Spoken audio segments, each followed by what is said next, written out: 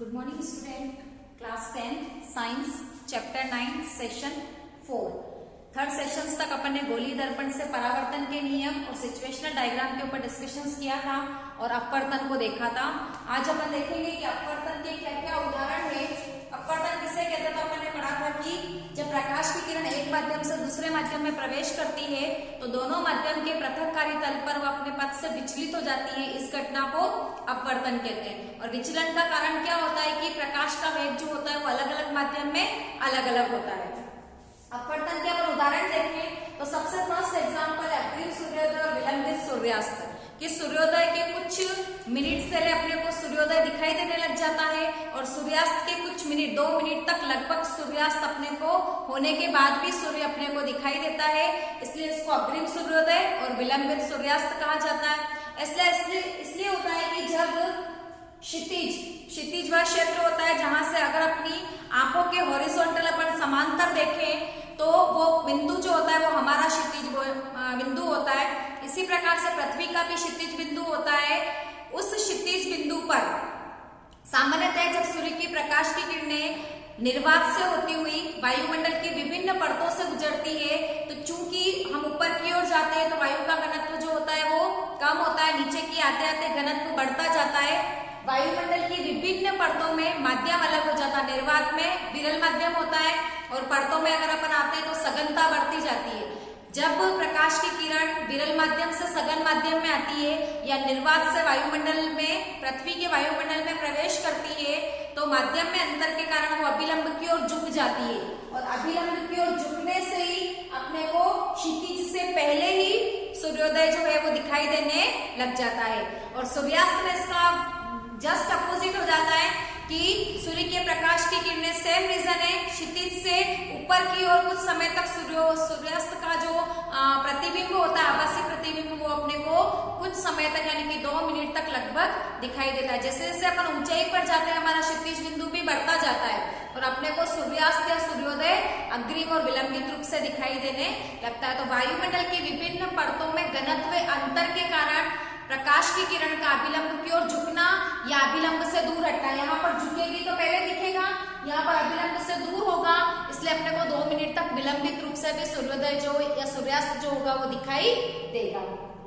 Second है पूर्ण आंतरिक परावर्तन। जब अपन कोई प्रकाश की किरण सघन माध्यम से विरल माध्यम में जाती है तो अभिलंब से दूर हो जाती है। उस समय एंगल R जो होता है वो ग्रेटर देन एंगल I, यानी कि अपवर्तन कोण का मान जो होता है वो आपतन कोण से अधिक होता है। फर्स्ट सिचुएशन अगर अपन देखें तो हमको दिखना है कि एंगल I छोटा है, ये आपका पानी है या कोई भी सघन माध्यम हो सकता है, इससे प्रकाश की किरण आपतित हुई और विरल माध्यम में जा रही है, आपका वायुमंडल है इसलिए विरल माध्यम होगा इसकी अपेक्षा पर। इस समय अपन देख रहे हैं कि आपतन कोण का मान जो है वो अपवर्तन कोण से अधिक दिख रहा है। दूसरी सिचुएशन में अगर अपन देखें, अगर अपन इस आपतन कोण को बढ़ाते जाए, इसको जनरली क्रांतिक कोण कहा जा सकता है, क्रांतिक कोण कह सकते हैं अपन। इसको अगर बढ़ाए यानी कि आपतन कोण को बढ़ाए अपन तो उस समय जो होगा वो अपवर्तन कोण जो होगा वो लगभग समांतर हो जाएगा किसी भी माध्यम के। तो आपको समांतर दिख रहा है और ये कोण जो होगा अपन यहाँ से अगर इस कोण को लेते हैं तो 90 डिग्री का एंगल होता है। तीसरी सिचुएशन में देखें कि अगर अपन इस क्रांतिक कोण को और ज्यादा बढ़ाए तो प्रकाश की किरण सघन माध्यम से विरल माध्यम में प्रवेश नहीं करके सघन माध्यम में ही अपवर्तित हो जाती है।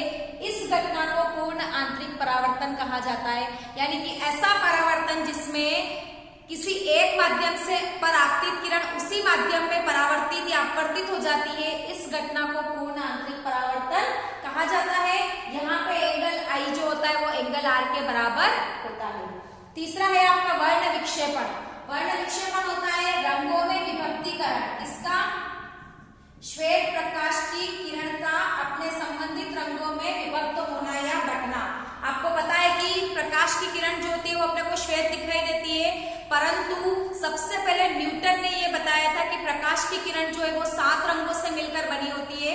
उन्होंने एक एक्सपेरिमेंट किया था, एक कांच का ठोस ट्राइंगल लिया था जिसको अपन प्रिज्म कहते हैं, उसके अंदर से टॉर्च को या किसी सूर्य के प्रकाश को गुजारा तो उन्होंने देखा कि पर्दे पर 7 रंग जो है वो विभक्त हो रहे। उन्हीं 7 रंगों को उन्होंने और प्रिज्म से गुजारा तो वो 7 रंग और संबंधित रंगों में विभक्त नहीं होकर पुनः श्वेत किरण का निर्माण करते हैं।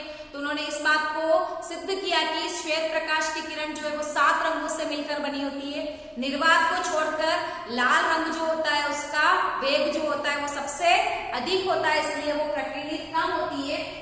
देखिए अपन श्वेत प्रकाश की किरण को अपन प्रिज्म से गुजारे, इस तरह से पर्दे को अपने 7 रंग मिलते हैं, जिसको हिंदी में बेनी आ पीनाला कहा जाता है और इंग्लिश में विब्रियो कहा जाता है। आर फॉर आपके रेड यानी कि लाल, ओ फॉर ऑरेंज यानी कि नारंगी, थर्ड है येलो यानी पीला, ग्रीन यानी हरा, ब्लू यानी नीला, आई यानी इंडिगो जिसको अपन कहते हैं, और ये है आपका बैंगनी और ये है आपका आसमानी। इस प्रकार से 7 रंग अपने को मिलते हैं। इसमें से सबसे ज्यादा तरंग दैर्घ्य जो होती है वो आपकी लाल रंग की होती है और सबसे कम तरंग दैर्घ्य जो होती है वो आपकी बैंगनी रंग की होती है। इसी कारण से ये वायुमंडल की विभिन्न परतों में किस प्रकार से अपवर्तित हो रही है आपको दिख रहा है। जिसका तरंग दैर्घ्य सबसे कम है वो अभिलंब की ओर ज्यादा झुकती है, यहाँ पे तरंग दैर्घ्य सबसे ज्यादा है तो इसका प्रकीर्णन कम होता है। प्रकीर्णन का यानी फैलाव कम होता है।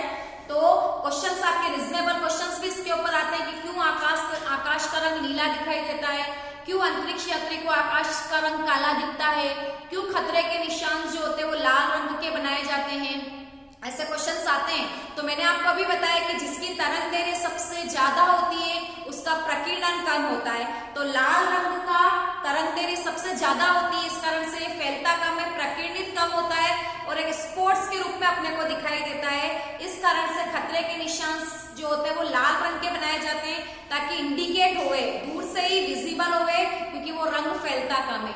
और आकाश का रंग नीला बैंगनी इसलिए दिखता है कि इनका प्रकीर्णन ज्यादा होता है क्योंकि तरंग दैर्घ्य कम है, इस कारण से आकाश का रंग अपने को कैसा दिखता है, नीला दिखाई देता है।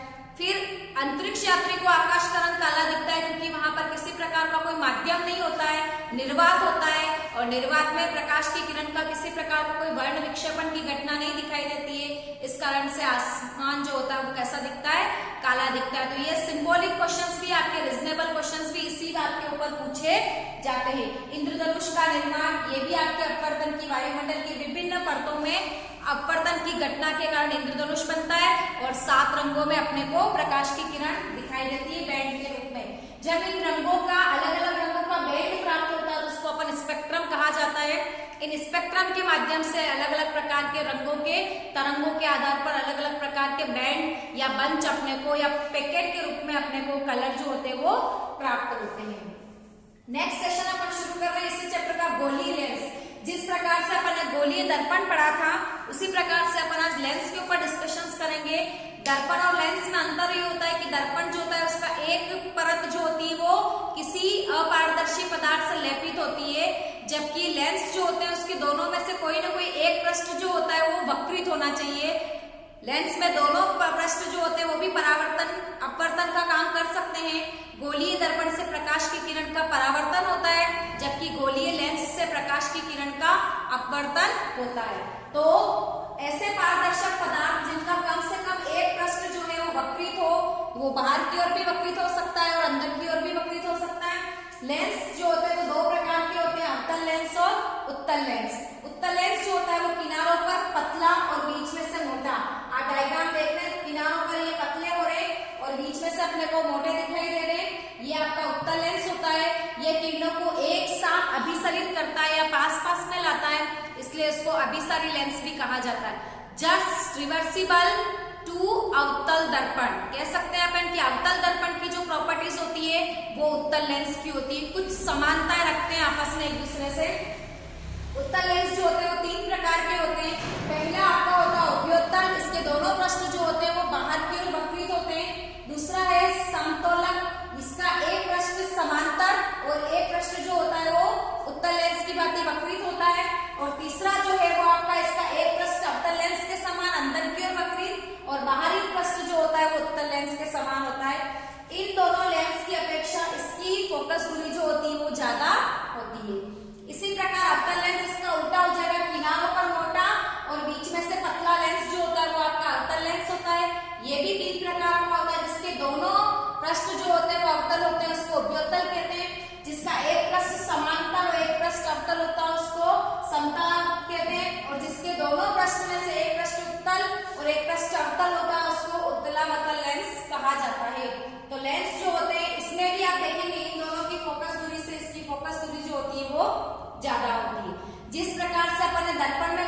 डेफिनेशंस देखी थी, उसी प्रकार से अपन लेंस में भी डेफिनेशंस देखेंगे।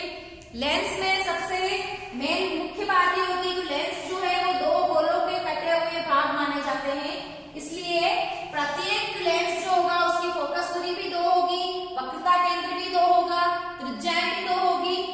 डायग्राम से आपको दिख रहा होगा, ये आपका उत्तल लेंस है, इसमें हम देख रहे हैं ये दोनों गोलों का कटा हुआ हिस्सा जो होता है वो आपके उत्तल लेंस के समान कार्य करता है।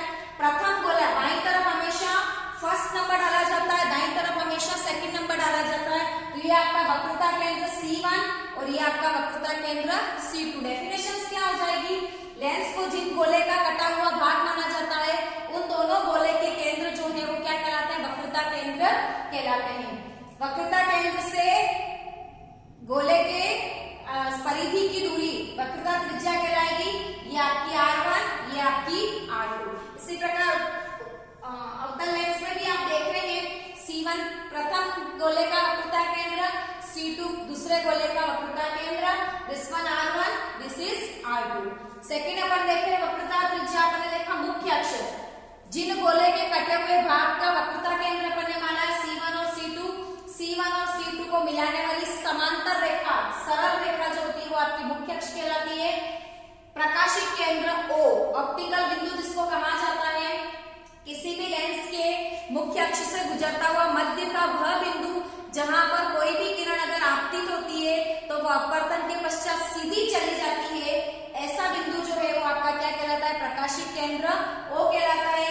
यदि लेंस मोटा है तो पतला लेंस से दोनों इसमें R1 और R2 दोनों बराबर होती है और इसमें और R1 और R2 के बीच में ज्यादा गैप होता है, तो यहाँ पर प्रकाशिक केंद्र आपको दिख रहा है और इसमें भी प्रकाशिक केंद्र आपके 2 या 3 से अधिक निर्मित हो सकते हैं। नेक्स्ट अपन देखें मुख्य फोकस। हमने अभी पढ़ा था या इससे पहले वाले सेशंस में भी पढ़ा था कि उत्तल लेंस में मुख्य अक्ष के समांतर अगर कोई किरण आ रही है और जिस बिंदु पर आपस में मिल रही है वो बिंदु जो होगा वो आपका क्या हो जाएगा, फोकस बिंदु कहलाएगा। उत्तल लेंस में वास्तव में किरणें अपवर्तित होकर मिलती है, इसलिए वास्तविक फोकस प्राप्त होता है, जबकि अवतल लेंस में हम देखते हैं किरणों को अभिसरित कर देता है, फैला देता है। इसको अगर पीछे की ओर बढ़ाएंगे तो अपने को आभासी फोकस प्राप्त होता है। यदि किरणें, ये तो हम देख रहे हैं किरणें इस तरफ से आपतित हुई है, यदि अपन किरणें इस तरफ से आपतित करेंगे तो फोकस बिंदु आपको इस तरफ प्राप्त होगा। सेम इसमें भी हो सकता है क्योंकि अवतल और उत्तल लेंस में दोनों पृष्ठ पर किरणें आपतित होने के पश्चात अपवर्तित हो सकती है। फोकस दूरी अपन ने देखी थी कि फोकस बिंदु F और प्रकाशिक केंद्र O के बीच की दूरी जो है वो आपकी फोकस बिंदु कहलाती है। यहाँ पर भी आपके फोकस दूरी वही होगी कि F और प्रकाशिक केंद्र O के बीच की दूरी जो है वो आपकी फोकस दूरी कहलाती है।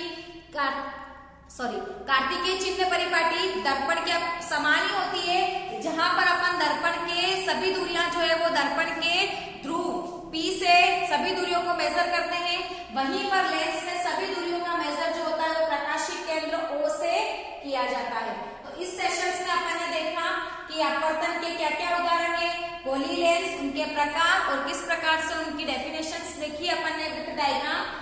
नेक्स्ट सेशंस में अपन गोलीय लेंस से परावर्तन के नियम और अवतल और उत्तल लेंस से सिचुएशनल डायग्राम किस प्रकार से बनते हैं उसके ऊपर अपन डिस्कशंस करेंगे। आज के सेशंस में इतना ही। Thank you.